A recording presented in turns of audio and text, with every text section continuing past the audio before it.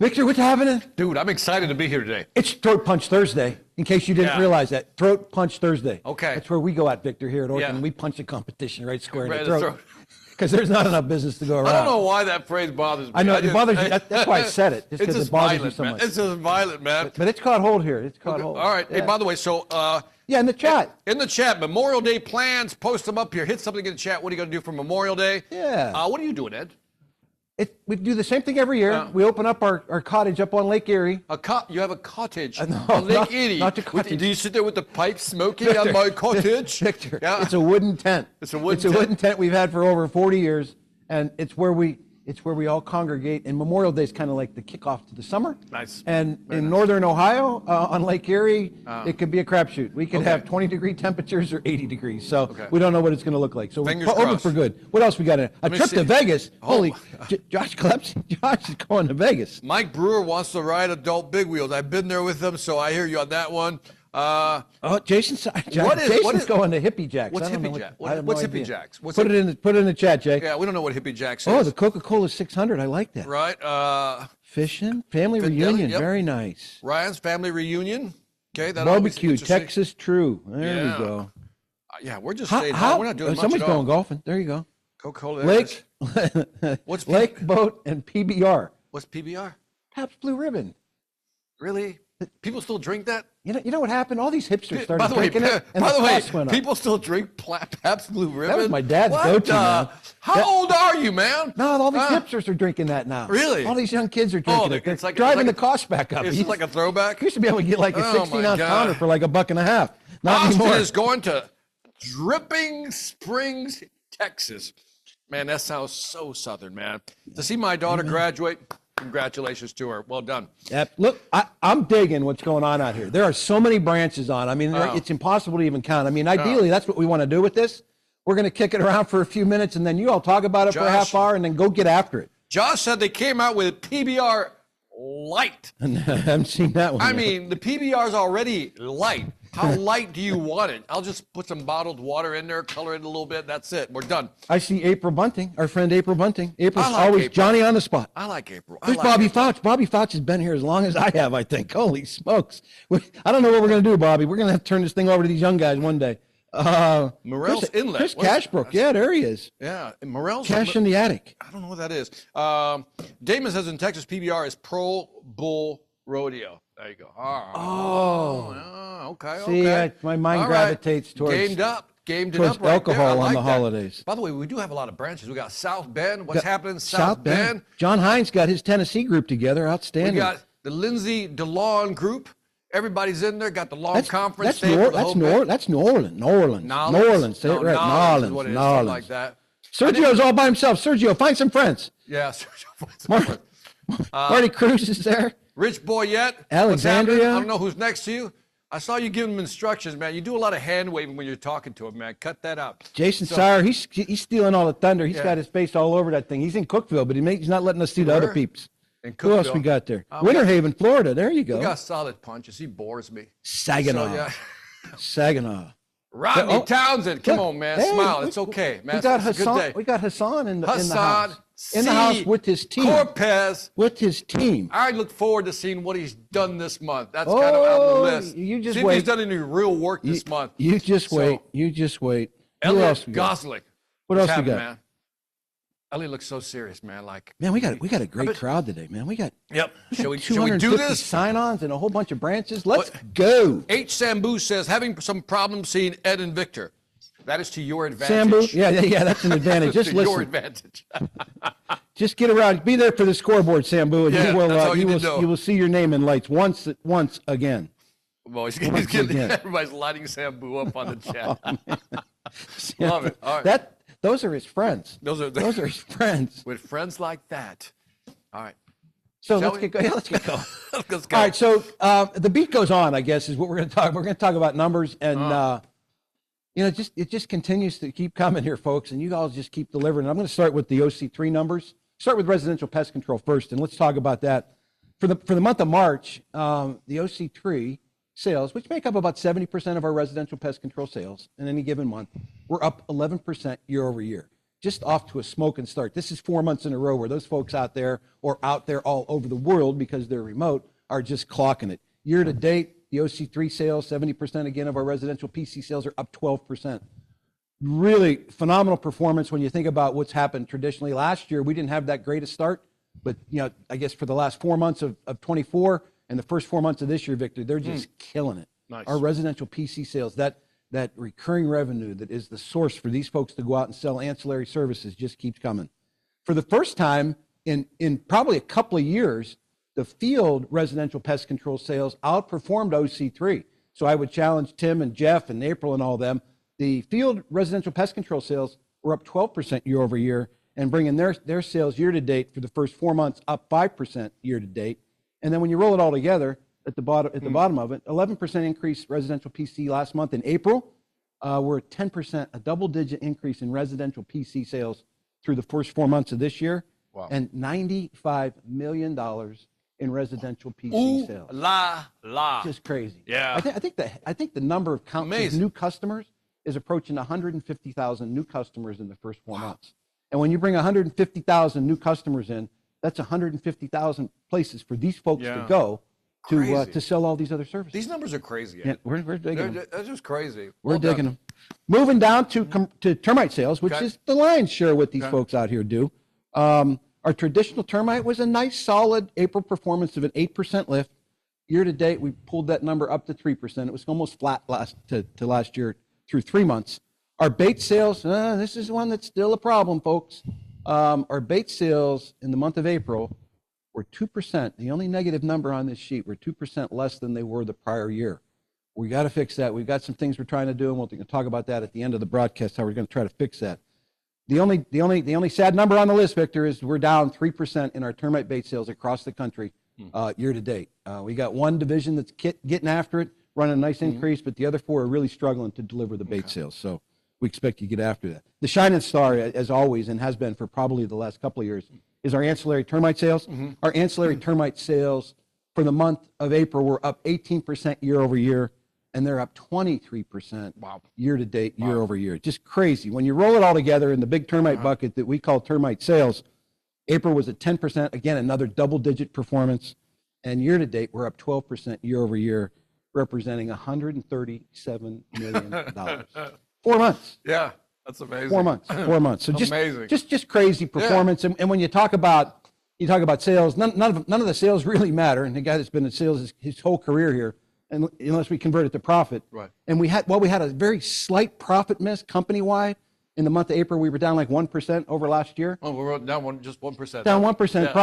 Profit to plan. Right. And I always think about these guys at the top of the food chain that make these budgets. What are their names? I'm not going to give you their names. I'm not going to get caught on tape. But we ran an 11% year-over-year profit increase for the month of April. Just outstanding. I mean, just phenomenal. I mean, the stuff that's going on. I had the chance a couple of weeks ago to present the sales results to the big cheeses. The Jerry's and the Pats and the Ken Krauses that all sit in the back row and kind of watch me get up there. Firing squad. Here they come. And just get my 10 minutes of fame where I get to go up and really tell their story, what they're doing. And they're just tickled to death with what's going on in the sales world. Yes, they should be. And they absolutely should be. So all told, even though we had a slight miss in April on profit, we're a couple of points ahead of profit plan for the year. We're up strong double digits in profit over last year. Incredible numbers. That it reminds me of that Jim Carrey. I'm not a movie watcher. You were giving me heck earlier this morning about not watching any movies, but that smoking, and I don't remember what movie that was from, but that smoking line that Jim Carrey spins, that sticks in my head. Your sales are smoking. I mean, we're smoking sales right now, and we just got to keep bringing it. That's phenomenal. Amazing. And I think just, again, for context, I travel to different companies, and I talk to different companies, and I'm telling you, Ed, I'm seeing flat, if not declining, I guess, quotas. People are lowering their revenue expectations. So these numbers are just fantastic. Interesting. One question that Ken had when I gave my 10 minutes of presentation and telling their story, he had a question. He said, Ed, you think we're going to run out of ramp with this ancillary sales thing? And I said, absolutely not. I'm convinced we're just scratching the surface. We got a couple divisions that are slaying it. And even when you talk to those folks, They tell you there's way more room for this. So there's more upside. Still more upside. We don't have everybody fully engaged in chasing this ancillary business residentially, and we certainly don't commercially. Yeah. That ramp is just there to just be charged up and continue. I mean, just phenomenal performance. So again, just crazy good performance, man. My hat's off to you. You make my job easy when I get up and get a chance to dance with these big shots. And I can't thank you enough for what you're doing. You're grinding it out every day. You're delivering performances that our competitors are envious of. You know, I had a chance to sit in, or not sit in, but I caught up with the earnings broadcasts for both Rentokil and Ecolab, and they're not telling this story. They're not telling the story that you folks allow Ken Krause and Jerry to talk when we do our quarterly earnings calls. And it's a great place to be. And I've said it before, and I said it on the last broadcast. In all my 40 plus years of being here in Orkin sales, there's never been a better time to be in sales at Orkin than there is right now today, with all the services, all the opportunity you have, and all the customers that just keep coming. It's just crazy to be here. That's a nice segue into the 73. Boom! 73 of our HSIs. Now, is that a record, Ed? Absolute record. Last year, this month, you know, April's typically a pretty good month, right? May can kind of hold a candle to it, depending on the season where you're at. But last year in April, we only had 62. And we're at 73, all-time record for folks making $100,000. When I think back, I always fall back, and I saw Jason face on the broadcast. He was the first guy ever to run that perfect mile, get paid on $100,000. And I think he did it, I think it was either 2007 or 2008. And, you know, like for years, we'd have like a handful of them. You know, there were, up until 2 or 3 years ago, we never had 70 do it for an entire year. Right. And now it becomes happenstance. We got folks that are doing it every month, month in, month out. Right. And a testament again to what they're doing. Yeah. But 73. So buckle up for a pretty lengthy video. And let's go to Churchill Downs and see what happens. Let's go to the races.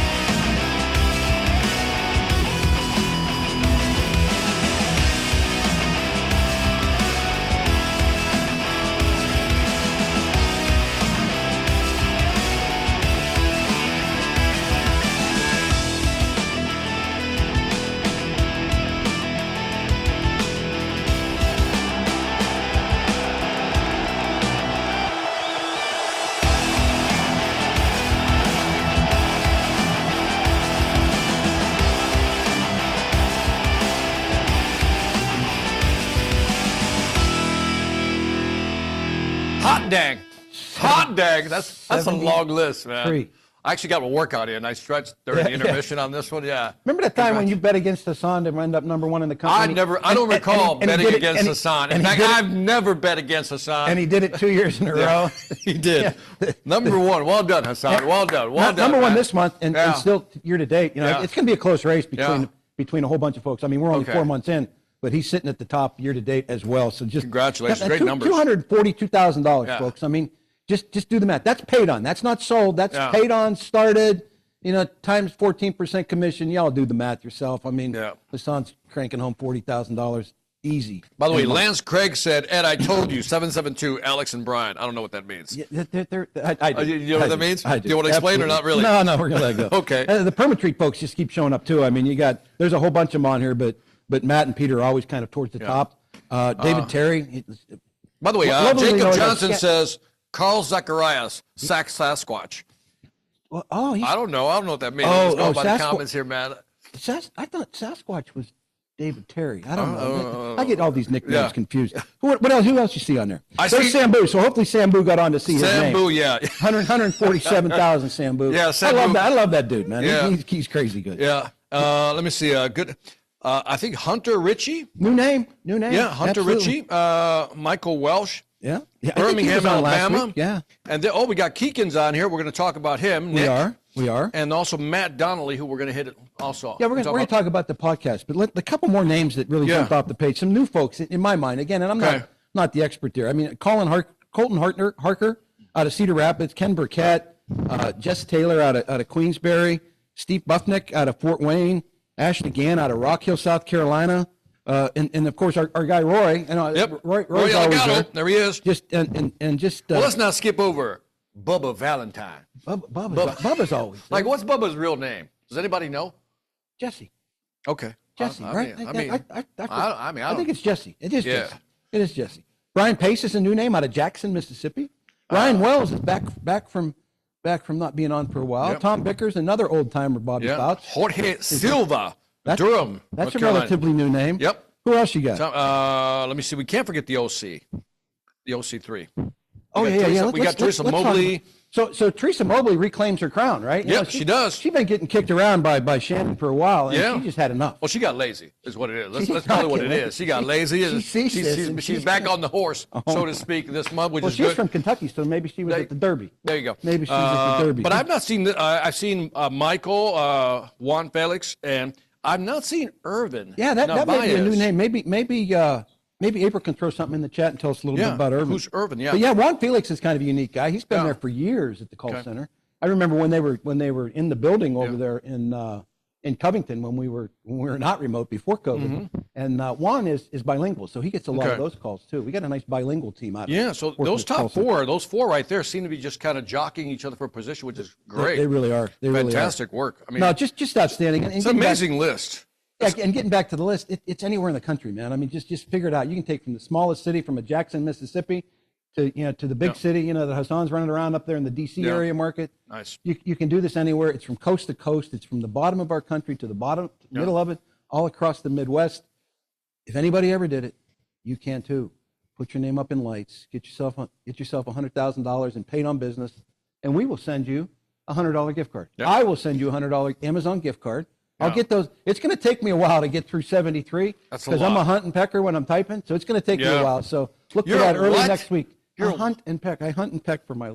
You hunt and peck for the keys? Yeah, I'm just a bad typer. I'm doing everything on voice and everything through ChatGPT these days. So do you still have a dial-up phone, like a rotary phone? Victor, easy. Be nice. All right, so let's jump into some content. Wait a minute. We got some B. Goodman says, Humma Bubba in Memphis is the king of sales. King of sales? Yeah. I thought that was Gittimer. Well, they're going to fight for that your one. Your arch nemesis. Chris says, SC representing A Button Team AB. Irvin was Rookie of the Year last year. So Irvin is working, man. I will hold Rookie of the Year all year. If you're going to shout yourself out, you got to figure out how to change your iPad to your name, Mr. Rollins iPad, but to everyone, right? Okay. Michael says, Sambu rules on Shy Metro. You'd love meeting this Michael Cat.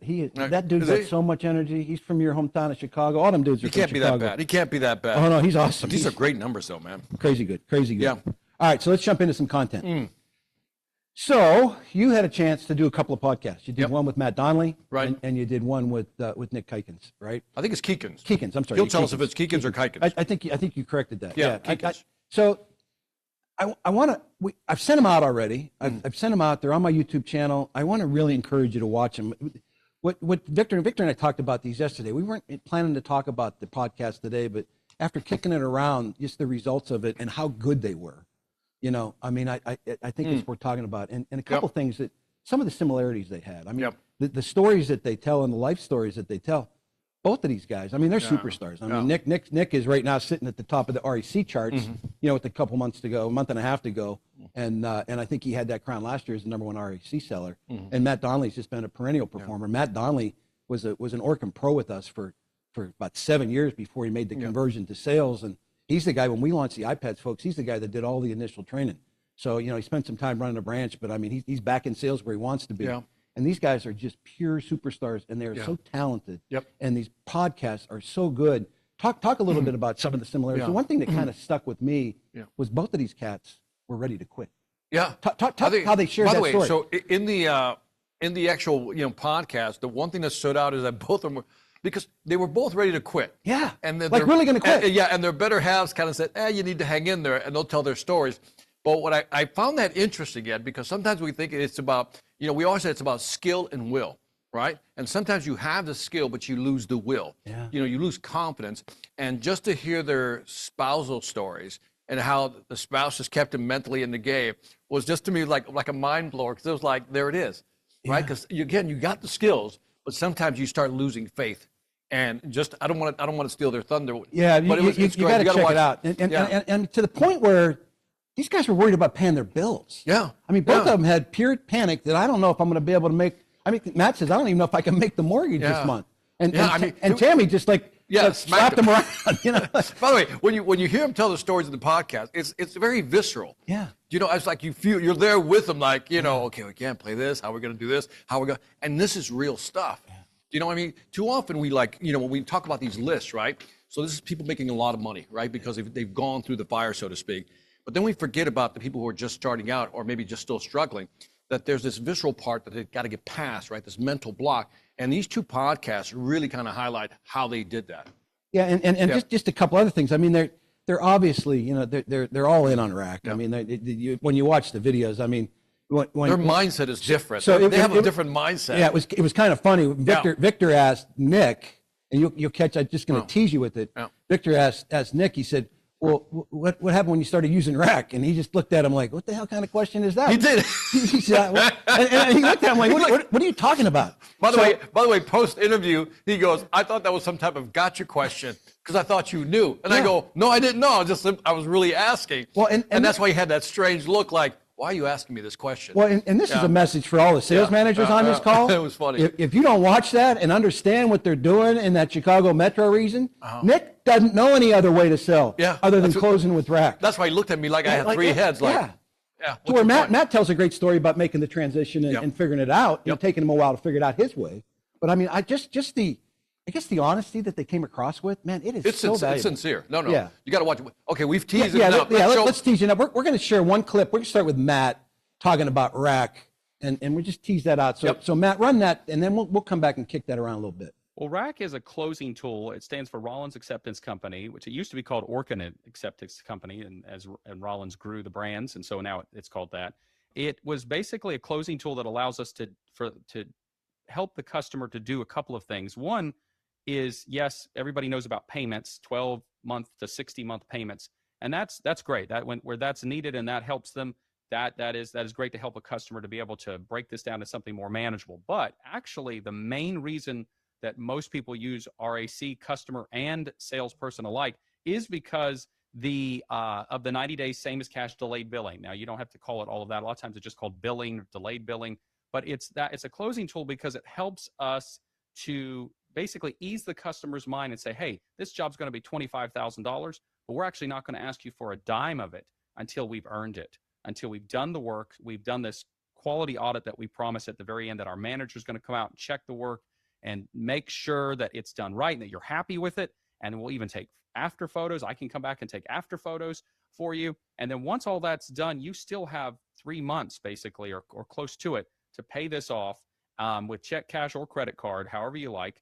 And that gives you some time to decide how you're going to do that even. Sometimes people want to go pursue a home equity loan or something like that, and they need some time. Well, this allows us to overcome stalls as well, right? Because somebody said, well, I need to figure out my finances. Well, you got 3 months to figure it out. Is that enough time? Let's go ahead and get this done now, get it on the books, and then you can figure that out, and we can start the job even and get it done, and you still have time. And because we allow credit cards that, you don't have a surcharge when you pay with that way. That's another way they get a little benefit back or some more time or however they want it.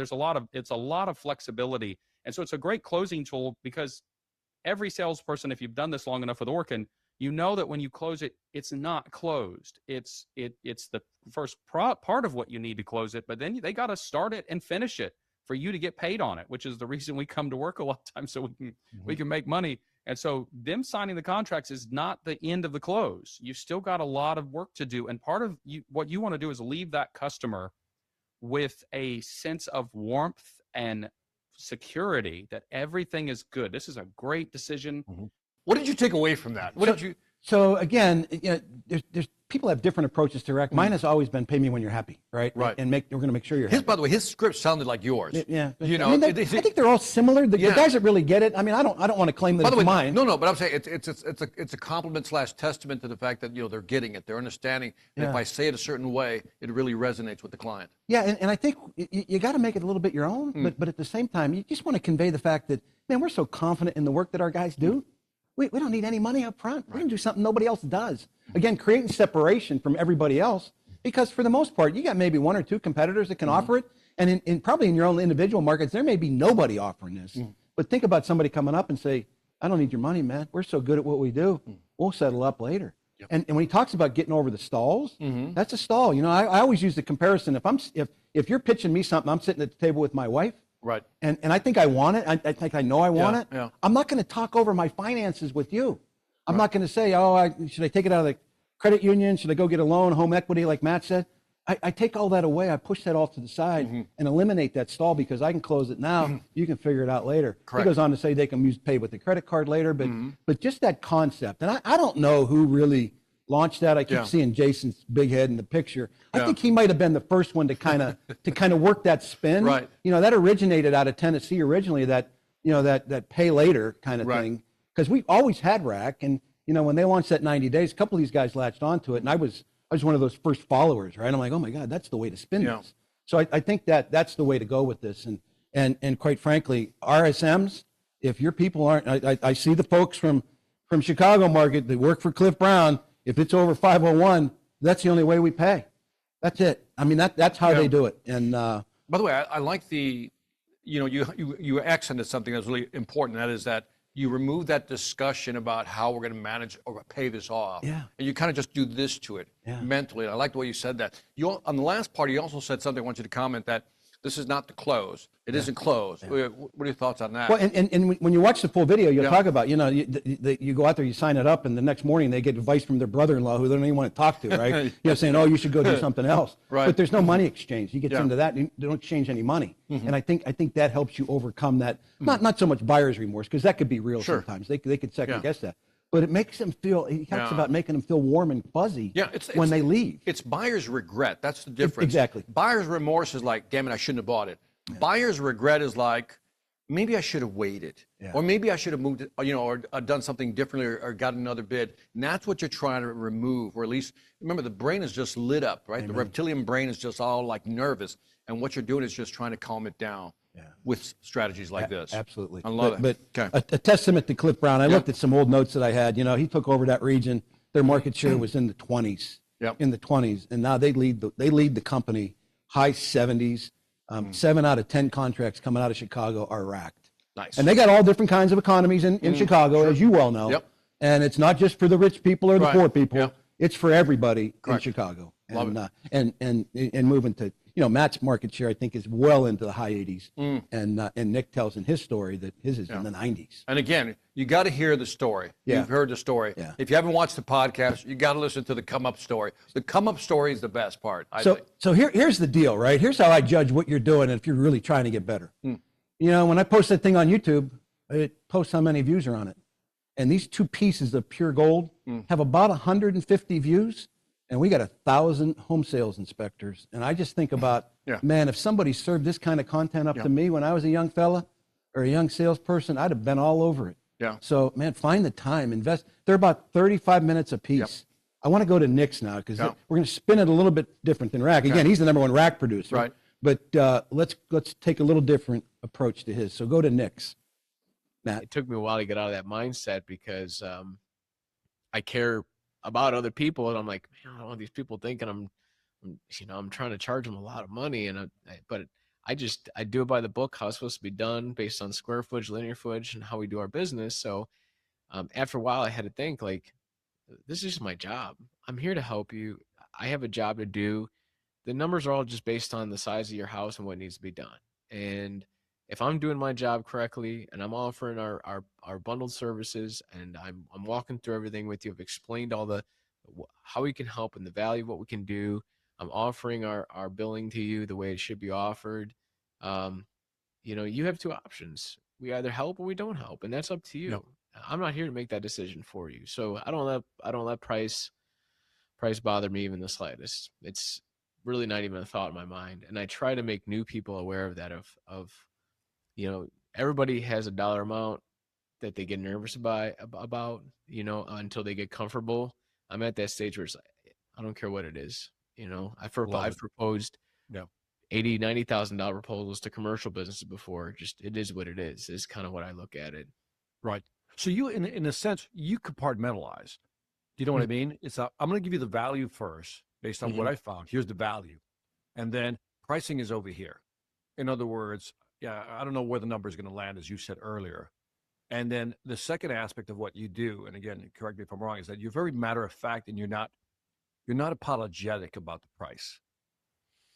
No, not at all. I mean, I think about it, if somebody came into my house servicing my home for something, and they say, yep, it's going to be this, and this, and I mean, if they give me a price on something, I mean, that is what the price is. I mean, I might get another quote possibly, depending on how they service me. If they came in and they broke it all down for me, saying, here's why you got this issue and here's what's going on, do you mind if I point out a few other things for you? And hey, listen, we are a bit pricier up front than most companies, but here's what you get out of it long term. If they really like walk through everything with me and I'm like, man, it is kind of expensive, but you know what? You did a great job. I'm probably not going to get another quote, right? But that's for me to decide as the customer. Like, that's not for you to decide as a service person. So I try to always put myself in their shoes, thinking like, if I had somebody walk in my house, I'll make the decisions on what I'm going to spend my money on and what I deem as expensive or not. So it's not for me. I'm